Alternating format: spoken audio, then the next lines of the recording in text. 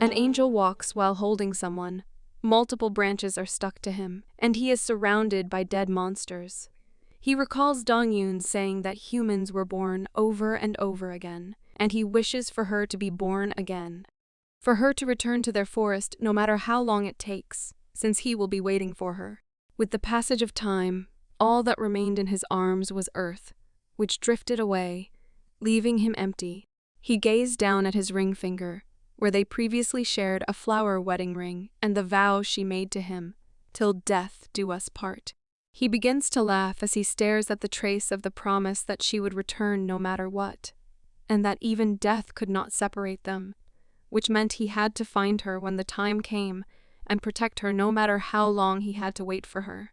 A Christmas season sale was announced in the mall, and people are out buying. A girl selects a scarf and asks the shopkeeper for the price. She replies with the price and says her boyfriend would be delighted to receive it as a gift, which the girl immediately denies, saying it was for her father, and decides to take it. The shopkeeper continued to make fun of Nog-young, who continues to deny it when they hear some kind of commotion. They turn to gaze where everyone else was looking to see a bus speeding toward the mall. As others look on, the bus rams into the entrance, aiming right for the girl, as the bus driver, who appears possessed, can only see his target and no one else. Nog-young fears that she could die as the bus accelerates toward her. She tries to recall what she was doing when the bus crashes at her, but she can't hear anything after the collision. She then remembers that she was buying a gift for Sunho. She hears a name and is shocked to see an angel flying right before her eyes, which she says is beautiful. But she asks why he was weeping since she was the one dying. She is glad that she gets to see the angel before passing away. As she starts to lose consciousness, she says she had a wish for the angel and that she wanted to be someone deserving of him in her next life. The angel is glad that he was successful in saving her. She had been reincarnated 7 times and died each time. But he won't let that happen again. He won't lose her to the killers from that village who also reincarnate with her. He swears to kill anyone who puts her in danger, no matter who they are. People around the bus are complaining to the driver, but all he can think about is finding his target as he grabs a nearby iron bar and walks toward her when a scarf falls in front of him. He looks up, calling her name, but is stabbed by branches, leaving nothing but the iron bar he was carrying and a pool of blood. She wonders where she is after opening her eyes to discover herself in the midst of a field and noticing that she is wearing a hanok. The last thing she remembers was buying a gift for Sunho when a bus came towards her and she met an angel. She wonders whether she is dead. She is not frightened of death, but she feels worried for the person she left behind and wonders whether he would be better off without her. She is enjoying the moment to the fullest until someone cautions her to stop dozing off all over the place, which confuses her as she just stares at the man. She wonders who he is as the man continues to speak, and when tears starts to flow without her knowing the reason, the man gently wipes them away. He asks if she had a bad dream, and then slowly hugs and kisses her as she starts to remember everything and how much she loved that person. A name is screamed out as the kiss turns to the man covered in blood on the ground. She wakes up by the scream that turns into a snoring from the patient next to her. She recalls the dream and begins giggling, wondering if she should ask the counselor about it. The dream felt real and she could still sense it, but she wanted to know what happened at the end. Someone calls her with a deadpan expression, questioning why she was laughing after stressing her with the morning call. As they watch the news story on the accident, Boram mentions that it was fortunate that no one else died besides the driver. Boram is shocked that Nog-young, who has a history of incidents, suffered no injuries. He states the driver was on drugs, and his body was found in the restroom on the 4th floor with every bone in his body broken. He informs her that the driver was from their village, and that they had relocated to the city. One of his relatives still resides in the area, and he learns that a member of the family attended their grade, though his mother kept the identity from him. He asks if she went to the mall alone to buy a gift for Sunho, claiming that he knew about her crush because she was so obvious. She asks if Sunho has noticed, but Boram assures her that he has not. She is relieved to hear that. He said he arrived alone at her request, but she could have contacted Sunho, but she turned it down, arguing he must be involved in church-related activities with others. An image of Dasam runs through her mind, and she jokes that she only needs Borum. Borum apologizes for leaving her alone on Christmas, and says he had to leave to help his parents. However, she claims she had another appointment with the psychologist and won't have time to feel lonely. The doctors were conversing when the counselor stated she didn't contact her because she saw an angel and believed it might have been the shock of the accident. She was interested since she had been recalling earlier experiences that her subconscious mind had intentionally blocked. When Nagyang read the text, she realized she didn't believe what she was saying. Disturbed by the snoring, she leaves.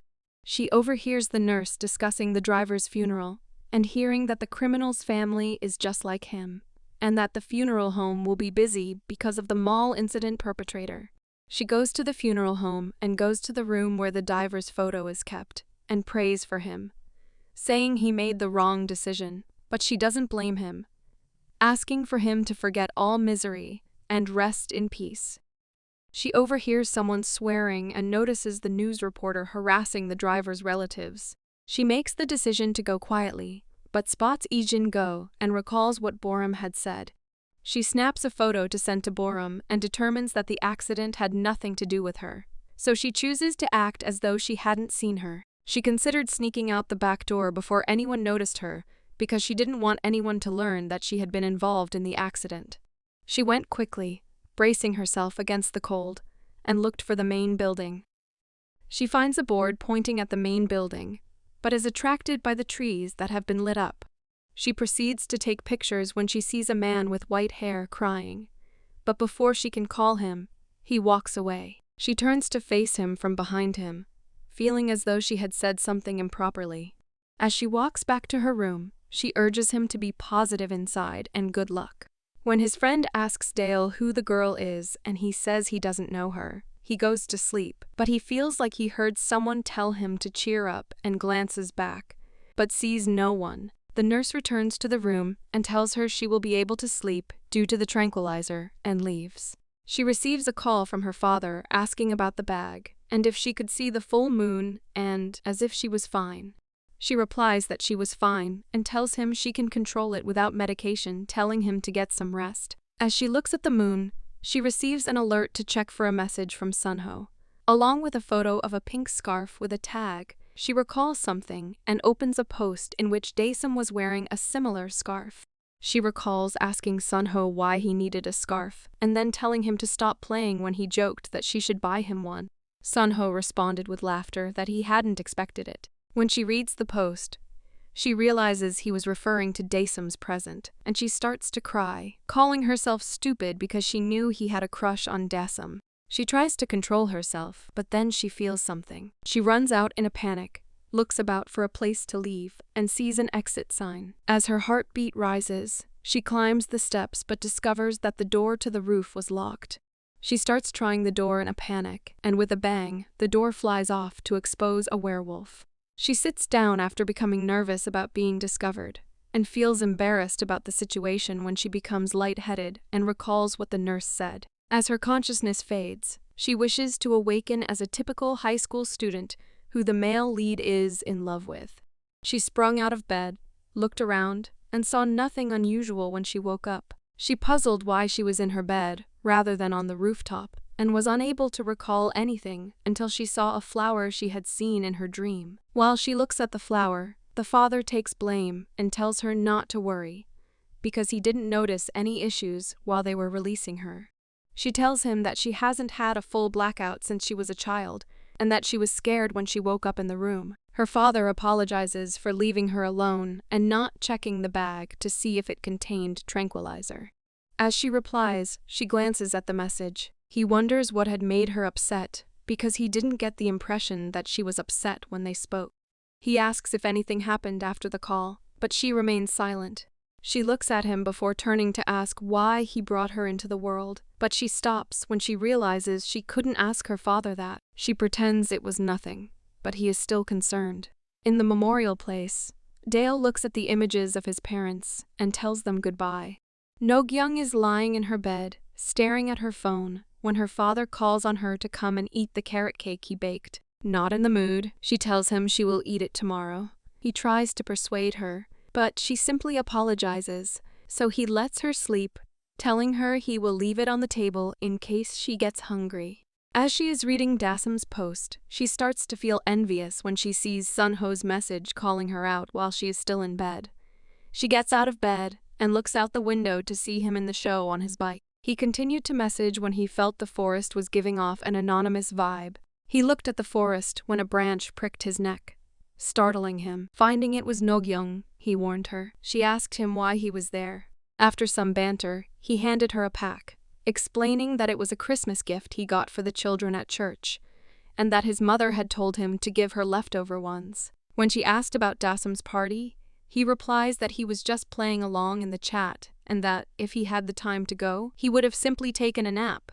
He then starts complaining as she opens the gift and discovers the pink scarf. He claims that he had come to give it to her, but she responds that he had given it to everyone else and that Dasam had one as well. He's puzzled and claims he didn't give her one, claiming his mother must have given them out in town. He demands her to return it if she didn't like it, but Noyoung takes it away, stating she did.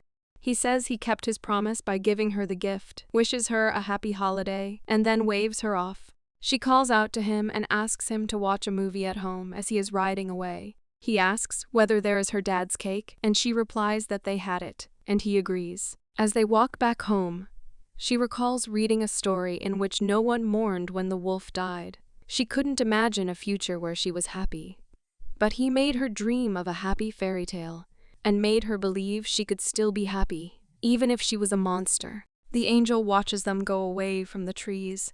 A car is racing through the rain, and the driver keeps looking back to see whatever it is. Something breaks the rear glass of the car as he speeds up. He sees a white creature covered in vines and branches on his right, and is confused as to what it is. He hears a honk, he turns to see a truck, and he barely avoids slamming with it. His car comes to a stop on the side as he is breathing heavily. He looks out the right window, but sees nothing. He restarts his car and speeds home, running inside his house. The old man who saw him flee into his house merely stares at him. He drops down on his knees to feed the cat and chats to it. The cat freezes, then slowly turns to look behind the old man and hisses at him. The old man is perplexed and turns to see the same guy who just sprinted inside his house behind him. The guy looks at the hissing cat, who runs away, and the person walks away. Inside the house, the guy is trembling in fear with a knife in his hand. He freezes when leaves fall from above and looks up to find branches reaching toward him. A branch had sneaked past the window and was gathering on the ceiling corner. The guy asks the creature why he is doing it, but receives no response, as it slowly moves closer, and he begins to apologize for everything and begin praying when someone appears in the middle of the cluster. After a clear view, he notices that it is him. He tries to crawl away, calling for help, but is pulled back while banging on the door. He is turned upside down, and the creature begins telling a story. As he says the story, he walks close to him. At the end of the story, he mentions Yumdong, who shattered his ankle and needed 15 days to heal with a scar. The monster claims that while reincarnation changes their face and gender, the scar from previous lifetimes remains, revealing the scar. As the thorny vine tightens and bleeds on his leg, the creature murders him, calling him Umdong, the fourth villager to come after Okto. In a field, an angel stood staring somewhere while calling for Okta, a name she kept hearing as she tried to recollect where she saw the vision of someone covered in grass.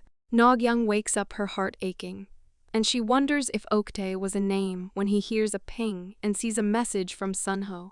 They say farewell after a long conversation, and she starts giggling till she remembers the dream, but forgets its meaning. She remembers it being a sad and regretful dream as she falls asleep. The creature saw a camera and stated that was why he didn't like cities, and as he walked away, he transformed into an old guy. The father is cooking breakfast when he hears a call and begins talking to Sushim about work. He says he will visit as soon as she takes her daughter to school and looks down to the basement. He begins climbing the stairs to call for Nagyang, but notices she is missing. Outside, Nagyung is dressed up and waiting for Sunho. She chats with Borum, who is teasing and congratulating her on being able to come to school with her crush. Knowing her, she offers to bring meals to school. As she waits, she feels a shiver behind her, as a vine-covered hand reaches out for her, but it vanishes when she turns around. She is puzzled because she has been feeling random chillness. When Sunho arrives on his bike, they exchange minor banter before heading to school with her in the back. Sunho asked if the cops had called her, and she replied no while looking back. Feeling the goosebumps return, Sunho stated that he could be incorrect, but he believed it was driving toward her. However, he could be wrong, and she wasn't seriously injured. He shifts the subject, stating his mother stated she should look into getting exorcised while mocking her a bit.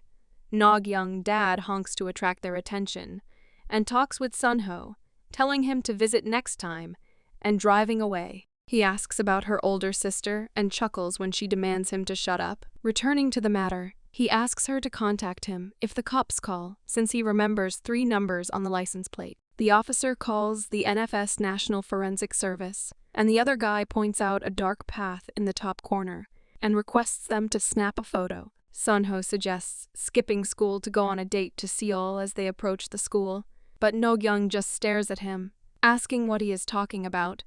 They start bantering, and she just grabs him by the hair, telling him to go to school. They suddenly hear a boom and notice smoke in the far side of the field.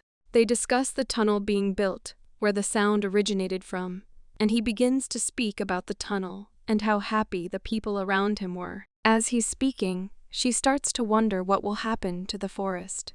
He recalls an incident from their elementary school summer vacation. He remembered her being in an accident that day, nearly drowning since she couldn't swim, and he asked who the boy who saved her was. While no one was aware she had drowned, she pleaded for help, but with a splash. One boy drove in to grab her hand as she was losing consciousness, and when she lifted her head, he was there lifting her to the surface. He asked if she knew if he was from the town. She remembers the memory saying the one thing she remembers. He had called her a different name.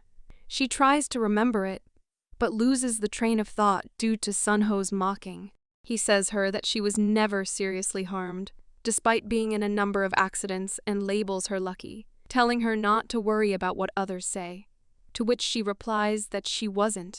He stated he should have remembered her savior, and she remembered him crying back then, which she found sad and cute, so she could only gaze at him. When a guy in glasses informs them about a girl who is going to transfer to their school and is gushing about her, the glasses guy talks about the transferee, but Sunho continues to give snarky responses. He says he won't be interested because he is loyal to Dasum, and begins ranting about her.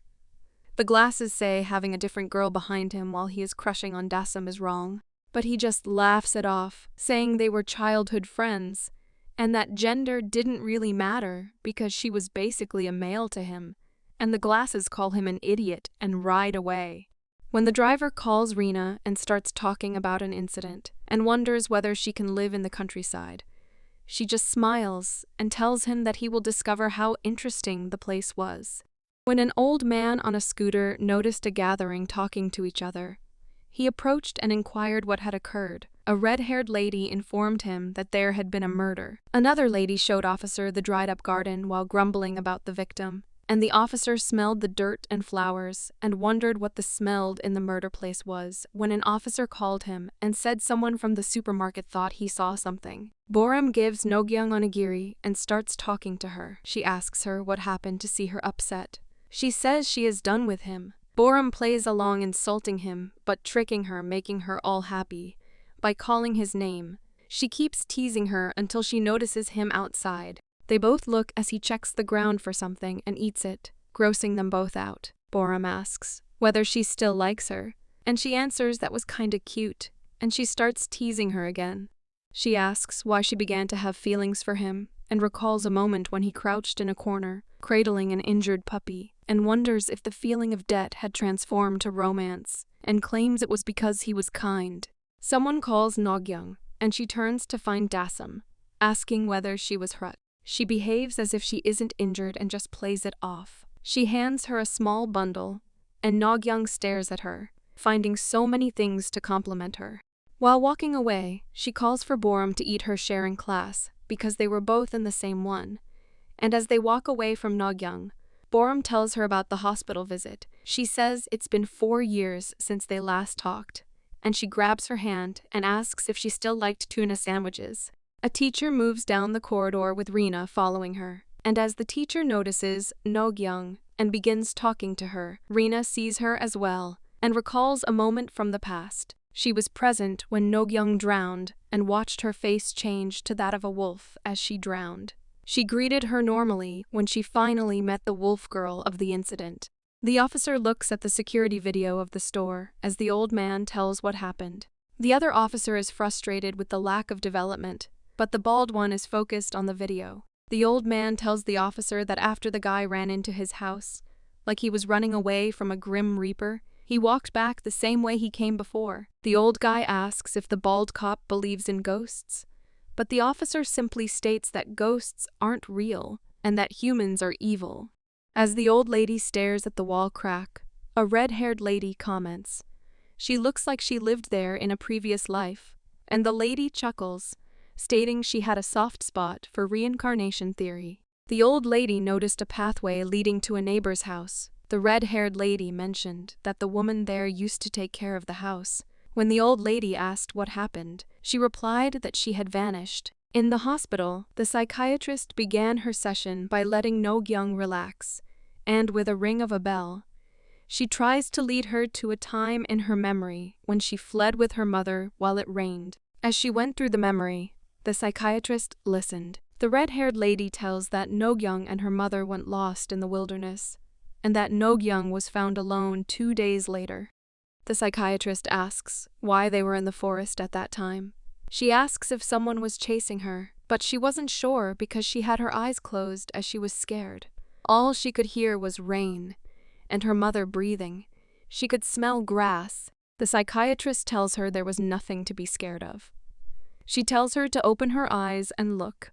She looks back and sees some creature chasing them. She calls it a noonie, urges her mother to hurry because the noonie is after them, tells her to run as it grows closer and closer, and then she awakens from her trance and calls for her mother. After the appointment, the psychiatrist tried to calm her down by telling her that people who go through difficult-to-process events subconsciously activate various types of defense mechanisms to protect themselves, and hers produced an imaginary character of Noonie. She promises to find out what happened and tells her to follow her lead. She thanks and leaves the office. The other doctor notices her leaving and asks why she is still treating her. She replies she was doing additional counseling for personal issues.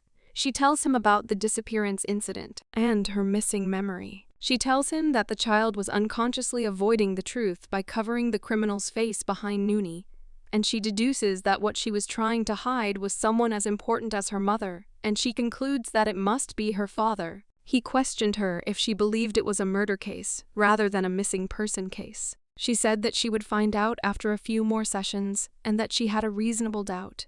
As others go out the next floor, she smells something but is drawn away when the other doctor wonders what the monster the patient saw was, and connects the creature's name to a missing person case file.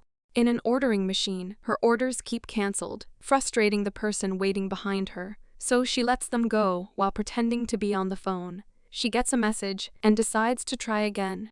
A guy on the right starts ordering his food while speaking about the procedure step by step, which she follows. She finds it easy when she follows what the guy did, and stares at a mark on his ring finger before looking up to see the face, which she finds cute. She notices the boy leaving as she's leaving, and thanks him as he walks away. The boy on the phone with someone tells them they should leave and tells him he has a lot of burgers as he turns to see her walk away. On the train, she receives a message saying he won't be able to meet up today and will pick them up the next day. She responds and looks out the window upset. She hears something drop and notices an earpiece. She picks it up to give it, and the guy just nods. His friends apologize for him and says he was having a bad day.